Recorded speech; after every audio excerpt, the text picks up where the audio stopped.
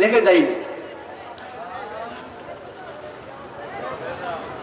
আল্লাহ রাব্বুল আলামিন কোরআনে বললেন যে স্ত্রী আমাদের জন্য নিয়ামত, অথচ হাদিসের মধ্যে আল্লাহ নবী বললেন যে স্ত্রী বা মহিলা হলো এত বড় ফিতনা যে এর চেয়ে বড় কোনো ফিতনা আমি দুনিয়াতে রেখে যাইনি।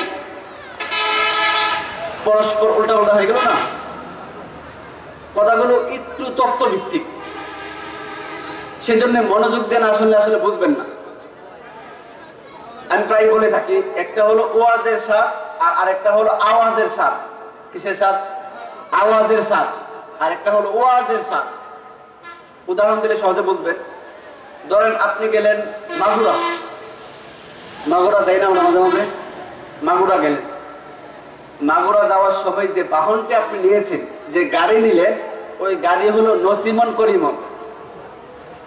নসিমন অথবা করিমনে মাগুরা গেলেন। যে আত্মীয়র বাড়িতে, বন্ধুর বাড়িতে গেলেন, তিনি বললেন যে রাস্তায় কোনো সমস্যা হয়নি তো? আপনি বললেন যে না, আলহামদুলিল্লাহ কোনো অসুবিধা হয়নি, তবে গাড়িটা খুব ভালো ছিল না তো, মাজায় ব্যথা করতেছে। বললেন না কথা? নসিমন করিমনের দিকেও 1 ঘন্টা বসে থাকে, মাজায় ব্যথা করে না? যুবকরা হয়তো কম বুঝবে, মুরব্বীরা ভালো বুঝবে। তাহলে বোঝা গেল যে রাস্তা ভালো ছিল, কিন্তু বাহন ভালো না থাকার কারণে শরীরে ব্যথা। আপনি যদি হরিণাকুণ্ড যান, হরিণাকুণ্ড গেলেন ভালো একটা গাড়ি নিয়ে, স্পেশাল গাড়ি নিয়ে গেলেন। যাওয়ার পরে যখন ওই আত্মীয় স্বজনরা জিজ্ঞেস করলো যে রাস্তায় কোনো অসুবিধা হয়নি তো, আপনি বলবেন যে না, কোনো অসুবিধা হয়নি, তবে রাস্তাটা খুব ভাঙ্গা, শরীরে ব্যথা করতেছে। রাস্তা খুব ভাঙ্গা, এই জন্য শরীরে ব্যথা করতেছে। বাহন ভালো ছিল। তাহলে আমরা বুঝলাম যে মানুষ যখন সফর করে, ভ্রমণ করে, মানুষ যখন এক জায়গা থেকে আরেক জায়গায় যায়, যাওয়ার সময় মানুষ 2 দিক থেকে শান্তি পায়। একটা হলো রাস্তার স্বাদ আর আরেকটা হলো বাহনের স্বাদ। কথা বুঝতেছেন? তাহলে একটা হলো বাহনের স্বাদ আর আরেকটা হলো রাস্তার স্বাদ। অনুরূপভাবে ওয়াজেরও 2টা স্বাদ, একটা হলো ওয়াজের স্বাদ আর আরেকটা হলো আওয়াজের স্বাদ। আওয়াজ ভালো মানে স্বর ভালো, কণ্ঠ ভালো, তখন এর একটা স্বাদ আছে না? কেবল আছে না? নাই, আছে। আর যখন কোরআন এবং হাদিসের তত্ত্বভিত্তিক কথা কেউ বলে, কোরআন হাদিসের নির্যাস, ঘটনা না, অহেতুক কাল্পনিক কোনো ঘটনা না, বরং সে ফ্রেশ কোরআন হাদিসের কথা বলল, তখন ওই কথাগুলোর মধ্যে একটা নূর আছে, ওই কথাগুলোর মধ্যে আল্লাহর রহমত আছে, এর একটা স্বাদও আছে। তাহলে ওয়াজের হলো 2টা স্বাদ, একটা হলো আওয়াজের স্বাদ আর আরেকটা ওয়াজের স্বাদ। তো এই জন্য আমার তো আওয়াজ ভালো না থাকার কারণে আপনারা তো আওয়াজের স্বাদ অবশ্যই পাবেন না। মনোযোগ দিয়ে শুনলে আশা করি ওয়াজের কিছু স্বাদ পাবেন। তো আমি বলছিলাম যে আল্লাহ পাক কোরআনে বললেন যে স্ত্রীরা আমাদের জন্য নিয়ামত, অথচ আমরা হাদিসের মধ্যে দেখলাম নবীজি বললেন যে মহিলার চেয়ে বড় কোনো ফিতনা আর নাই। ওই বিষয়টা বোঝার জন্য আরেকটা বিষয় বুঝতে হবে, তাহলে সহজ হবে। আমাদের যে সন্তান সন্ততি, ছেলে মেয়ে আমাদের জন্য নিয়ামত।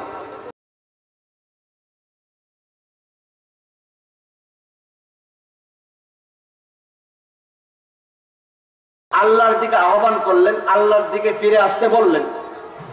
তখন তিনি তাদেরকে বলছিলেন যে কথাটা আল্লাহ রাব্বুল আলামিন 29 পারায় সূরা নূহ এর মধ্যে উল্লেখ করেছেন।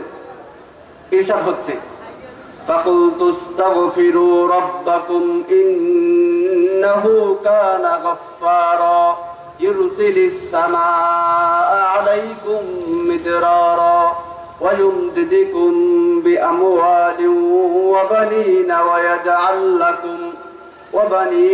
ইয়াজআল লাকুম জান্নাতিন ওয়া ইয়াজআল লাকুম আনহারা।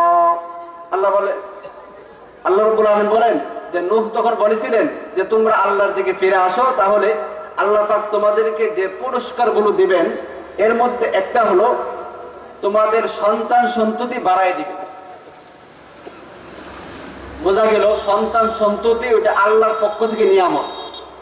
কথা বুঝতেছেন? অথচ কোরআনের অন্য এক আয়াতে সূরা আনফালের মধ্যে আল্লাহ বলছেন ওয়ালামু আন্নামা আমওয়ালুকুম ওয়া আওলাদুকুম ফিতনা। আল্লাহ বলছেন যে তোমাদের সন্তান সন্ততি তোমাদের জন্য ফিতনা। দেখেন, তাহলে কোরআনের এক আয়াতে আল্লাহ বললেন যে সন্তান সন্ততি আল্লাহর নিয়ামত, আর অন্য আয়াতে আল্লাহ বললেন যে সন্তান সন্ততি আমাদের জন্য ফিতনা। বিষয়টা আপনি এভাবে বুঝবেন, ধরেন আজকের আমাদের যে প্রধান অতিথি প্রখ্যাত হাদিস বিশারদ, দেশ বিদেশে বিশ্বের সব জায়গায় মানুষ তার আলোচনা তার বক্তব্য শোনার জন্য মানুষ পাগল পারা। ওই লোকটা তো কারো না কারো সন্তান, আব্দুল্লাহ জাহাঙ্গীর কারো না কারো সন্তান না?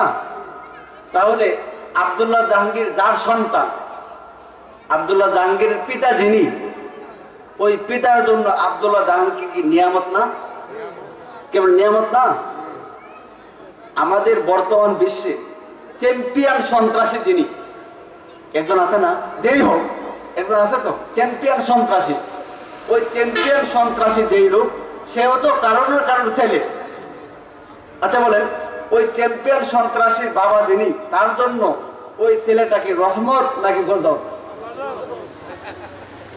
কথা বুঝতে পারছেন? তাহলে সন্তান রহমতও হয়, আবার সন্তান গজবও হয়। বিশ্বনবী সাল্লাল্লাহু আলাইহি ওয়াসাল্লাম বলছেন, মানুষ যখন মৃত্যুবরণ করে তখন তার সকল নেক আমলের দরজা বন্ধ হয়ে যায়। সে তখন আর নেক কাজ করতে পারে না। নেক কাজ করতে পারে না, সেজন্য সওয়াব লেখাও বন্ধ থাকে। কিন্তু মানুষ মৃত্যুবরণ করার পরেও 3টা সওয়াব জারি থাকে। এর মধ্যে একটা হলো নেক সন্তান। অর্থাৎ কোনো মানুষ যখন মৃত্যুবরণ করবে, মৃত্যুর সময় যদি সে দুনিয়াতে নেক সন্তান রেখে যেতে পারে, তাহলে কবরে থেকে থেকে ওই নেক সন্তানের সওয়াব পেতে থাকবে। তাহলে আমরা সংক্ষেপে বুঝলাম যে সন্তান সন্ততি রহমত হইতে পারে, সন্তান সন্ততি গজব হইতে পারে। আরো সহজ করার জন্য একটা উদাহরণ দিই। নৌকা চলে পানি দিয়া। নৌকা কি দিয়ে চলে? পানি দিয়ে। যেটাই দেখো নৌকা নৌকা নেই, এজন্য আপনারা বুঝবেন কিনা জানি না, নৌকা পানি দিয়ে চলে তো। তাহলে নৌকা যেহেতু পানি দিয়ে চলছে, সুতরাং পানিটা নৌকার জন্য রহমত নাকি গজব? রহমত, কারণ পানি না হলে তো নৌকাটা চলবেই না। তাহলে নৌকার জন্য পানি রহমত 100 বার। কিন্তু ওই পানি যদি নৌকার ভিতরে চলে আসে, যেই পানিটা নৌকার রহমত ছিল, ওই পানিটাই যখন নৌকার ভিতরে চলে আসলো, তখন রহমত থাকলো নাকি গজব হইল? কথা বুঝতেছেন? কারণ রহমত যখন ভিতরে চলে আসলো তখন গজব হইল এজন্য যে নৌকা ডুবাই দিলে নৌকা শেষ, আমিও শেষ।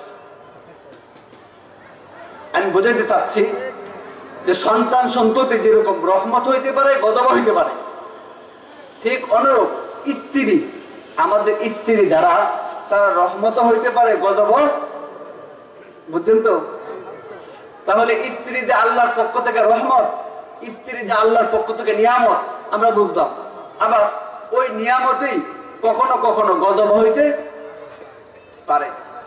এজন্য বিশ্বনবী সাল্লাল্লাহু আলাইহি সাল্লাম বলেছেন, আদ-দুনিয়া মাতাউন ওয়া খায়রু মাতাইহা আল মারআতুস সালিহা। দুনিয়াটা হলো সম্পদ, আর এই দুনিয়ার মধ্যে শ্রেষ্ঠ সম্পদ হলো নেককার স্ত্রী।